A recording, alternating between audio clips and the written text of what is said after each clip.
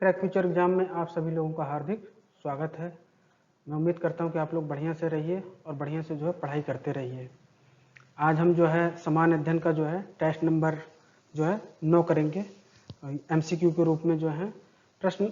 चलिए शुरू करते हैं। प्रश्न 1 है, मानव की आंखें कितने मेगापिक्सल की तरह कार्य करती हैं? 576 मेगापिक्सल, 578 मेगापिक्सल, या ऑप्शन सी है 585 मेगापिक्सल, ऑप्शन डी है 590 मेगापिक्सल। इसका जो सही आंसर है वो ऑप्शन नंबर ए है, 576 मेगापिक्सल। मेगापिक्सल क्या होते हैं? जैसे कैमरों में देखा होगा आपने जो है, उसमें लेने जब कैमरा बाजार में लेने के लिए जाते हैं उसमें मेगापिक्सल, कितने मेगापिक्सल का कैमरा होता है, उसमें छोटे छोटे जो है पिक्सल होते हैं। जो जो हम फोटो खींचते हैं तो जो है लाइट को क्या करते हैं, कैप्चर करते हैं। कैप्चर करने के बाद जब फोटो खींच लेते हैं तो वो मेगापिक्सल क्या है, लाखों की संख्या में होते हैं, तो आपस में जुड़ जाते हैं और हमें पिक्चर जो है बढ़िया दिखाई देती है। प्रश्न 2 है, पहाड़ों में मोड़ों पर किस प्रकार के दर्पण का उपयोग किया जाता है? अवतल दर्पण, समतल दर्पण, उत्तल दर्पण, या ऑप्शन डी है अवतल लेंस। तो इसका जो सही आंसर है वह ऑप्शन नंबर सी, उत्तल दर्पण का प्रयोग किया जाता है।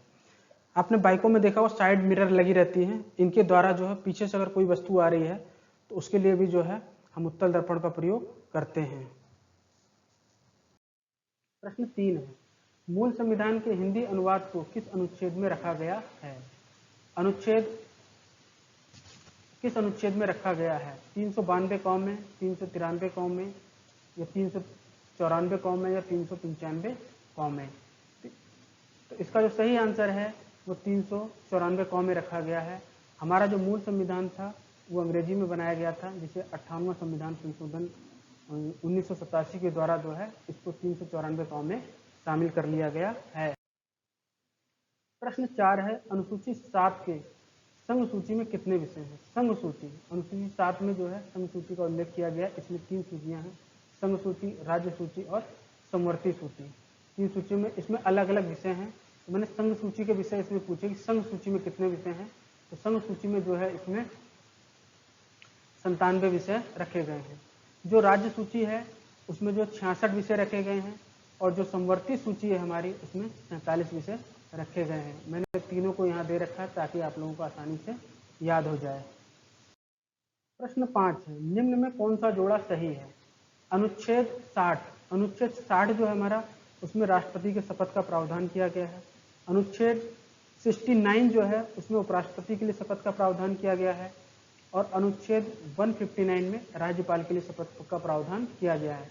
इसलिए इसका जो सही आंसर है वह ऑप्शन नंबर डी, तीनों सही हैं। प्रश्न 6 है, निम्न में कौन सा जोड़ा सही है? अनुसूची 4 राज्यसभा में सीटों का आवंटन, अनुसूची 11 में सूचियां हैं, अनुसूची 10 में पंचायत है, अनुसूची 7 में जो है दल बदल विधेयक का प्रावधान किया गया है। इसका जो जोड़ा सही है वह ऑप्शन नंबर ए सही है। ये एग्जामों में बहुत बार पूछा जाता है। अनुसूची 4 में राज्यसभा के सीटों का आवंटन किया गया है। अनुसूची 11 में जो है पंचायतें हैं, जिसे जो है 73वां संविधान संशोधन 1992 के द्वारा भारतीय संविधान में जोड़ा गया है। अनुसूची 7 में जो सूचियां हैं, 3 सूचियां मैंने संघ सूची, राज्य सूची और समवर्ती सूची का उल्लेख कर दिया है। और अनुसूची 10 में जो है दल बदल विधेयक है, जिसे जो है 52वां संविधान संशोधन जो है 1985 के द्वारा जो है भारतीय संविधान में को जो है जोड़ा गया है, और समय समय पर जो है इसमें बदलाव भी किए गए हैं। प्रश्न 7, लोकसभा अध्यक्ष को हटाने के लिए किस बहुमत का उपयोग किया जाता है? प्रभावी बहुमत का, दोहरा बहुमत का, साधारण बहुमत का, या सहवर्ती बहुमत का? इसका जो सही आंसर है वह ऑप्शन नंबर ए, प्रभावी बहुमत। इस प्रभावी बहुमत को हम तात्कालिक बहुमत भी कहते हैं। प्रश्न 8, निम्न कथनों में कौन सा सही है? संविधान सभा का गठन विधानसभा के सदस्यों के द्वारा किया गया था। यह कथन हमारा एकदम सही है। संविधान सभा प्रत्यक्ष रूप से निर्वाचित हुई थी, प्रत्यक्ष रूप से निर्वाचित हुई थी, यह कथन हमारा गलत है, क्योंकि संविधान सभा जो है अप्रत्यक्ष रूप से निर्वाचित हुई थी, क्योंकि जनता ने विधानसभा को चुना और विधानसभा ने संविधान सभा को चुना था। संविधान सभा बहुदलीय निकाय का परिणाम थी।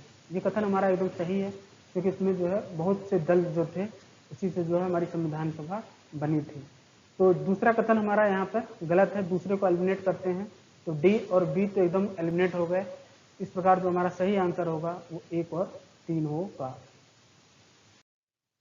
प्रश्न 9, संविधान सभा के सदस्यों का चुनाव कैसे हुआ था? कांग्रेस द्वारा हुआ था, प्रांतीय सभाओं द्वारा हुआ था, राज्य के शासकों द्वारा हुआ था या जनता द्वारा हुआ था? इसका जो सही आंसर है वह ऑप्शन नंबर बी, प्रांतीय सभाओं के द्वारा हुआ। प्रश्न 10, भारतीय संविधान में केंद्र राज्य संबंध किस देश से लिए गए हैं? कनाडा से लिए गए हैं, अमेरिका से लिए गए हैं, ब्रिटेन से लिए गए हैं या फ्रांस से लिए गए हैं? इसका जो सही आंसर है वह ऑप्शन नंबर ए, कनाडा से लिया गया है। प्रश्न 11 है, निम्न कथनों में कौन सा सही है? लोक लेखा समिति के अध्यक्ष का चयन वर्ष 1967 से किया जा रहा है, ये कथन एकदम हमारा सही है। और इसका जो नेता होता है, विपक्ष का नेता, वही क्या होता है, इसका अध्यक्ष होता है।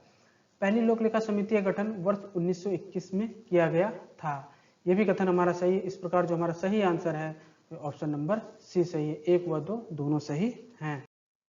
प्रश्न 12 है, ओलों का निर्माण किन मेघों से होता है? कपासी वर्षा मेघ, पछाब मेघ, कपासी मेघ, पछाब कपासी मेघ। तो इसका जो सही आंसर है वह ऑप्शन नंबर ए, कपासी वर्षा मेघ। प्रश्न 13 है, पंजाब, हरियाणा, पश्चिमी उत्तर प्रदेश में भूमि निम्नीकरण का निम्न में से मुख्य कारण क्या है? गहन खेती, वनोन्मूलन, अधिक सिंचाई, अधिक पशुचारण। तो इसका सही आंसर है वह ऑप्शन नंबर सी, अधिक सिंचाई। भूमि निम्नीकरण क्या है कि इन जगहों पर जो है सिंचाई करते समय जो सिंचाई बहुत अत्यधिक मात्रा में हो जाती है और पानी जो है क्षेत्र विशेष में एकत्रित हो जाता है, जिससे जो है लवणीय भूमि की समस्या जो उत्पन्न होती है, इसी से जो भूमि का जो है निम्नीकरण होने लगता है। प्रश्न 14 है, निम्न में से बीज बचाओ आंदोलन किस राज्य में हुआ था? उत्तराखंड, उत्तर प्रदेश, गुजरात या बिहार? इसका सही आंसर है ऑप्शन नंबर ए, उत्तराखंड। प्रश्न 15, निम्न में से कौन चौड़ी पत्ती वाले वृक्ष हैं? उत्तर यूफोरबिया, अकासिया, खजूर या ऑप्शन डी है चेस्टनेट। इसका सही आंसर है वो है ऑप्शन नंबर डी, चेस्टनेट। बाकी जो यूफोरबिया हैं, अकासिया हैं और खजूर हैं, ये जो है मरुस्थलीय झाड़ियों में होने वाले जो हैं ये पौधे हैं, तो इसको जो आप लोग याद कर लीजिएगा, मरुस्थलीय पौधे हैं ये, यूफोरबिया, अकासिया और खजूर। प्रश्न 16, निम्न में से किस सिख गुरु ने गुरुमुखी लिपि प्रारंभ की थी? गुरु नानक ने, गुरु अमरदास ने, गुरु रामदास ने या ऑप्शन डी है गुरु अंगद ने? तो इसका सही आंसर है वह option number D, Guru Angad ने। प्रश्न 17, आदि ग्रंथ में निम्न में से किसकी रचनाएं एवं उपदेश समाहित हैं? बाबा फरीद के हैं, नामदेव के हैं, रैदास के हैं या उपयुक्त तीनों के हैं? तो इसका सही आंसर है वह ऑप्शन नंबर डी, उपयुक्त तीनों के हैं। मैं आपको बता दूं ये क्वेश्चन है बहुत महत्वपूर्ण है, क्योंकि आदि ग्रंथ क्या है, ये सिखों का ग्रंथ है और इसमें बाबा फरीद का नाम मिलता है। तो जब एग्जाम में आएगा तो आप लोग सोचोगे कि तो मुस्लिम नाम है, इसमें नहीं हो सकता, तो आप लोग क्वेश्चन को गलत कर सकते हो। तो आप लोग इसे याद कर लीजिएगा कि बाबा फरीद, नामदेव और रैदास और का जो है इनका नाम है, इसे जो है आप लोग बढ़िया से याद कर लीजिएगा। प्रश्न 18 है, निम्नलिखित में से कौन मुगल काल में राजा बनाने वाले थे? नासिर खान, हुसैन अली, शाह हुसैन या मोहम्मद जुनैदी? तो इसका जो सही आंसर है वह ऑप्शन नंबर बी है, हुसैन अली। और इसका एक भाई भी था, अब्दुल्ला खां और हुसैन अली, ये दोनों भाई थे जो उत्तरवर्ती मुगल बादशाह जो कि कमजोर हो चुके थे, इसलिए ये उन्हें राजा बनाते थे। किसे राजा बनाना है, किसे नहीं बनाना है, उसका निर्धारण ये करते थे। और फर्रुख सियर को भी इन्हीं लोगों ने बनाया था। प्रश्न 19 है, लोक हितवादी के उपनाम से कौन जाना जाता है? ज्योतिबा फुले, महादेव गोविंद रानाडे, गोपाल हरि देशमुख या ऑप्शन डी है ईश्वरचंद विद्यासागर? इसका सही आंसर है ऑप्शन नंबर सी है, गोपाल हरि देशमुख। ये लोक हितवादी के नाम से जाने जाते थे और महाराष्ट्र के जो है ये रहने वाले थे। ये एक जो है महत्वपूर्ण क्वेश्चन है।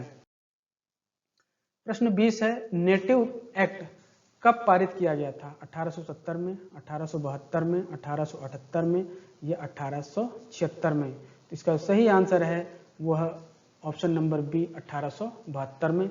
ये जो है बाल विवाह से संबंधित एक्ट था। आज का आखिरी क्वेश्चन 21वां है, शारदा अधिनियम के अंतर्गत लड़कियों एवं लड़कों के विवाह की न्यूनतम आयु क्रमशः कितनी निर्धारित की गई थी?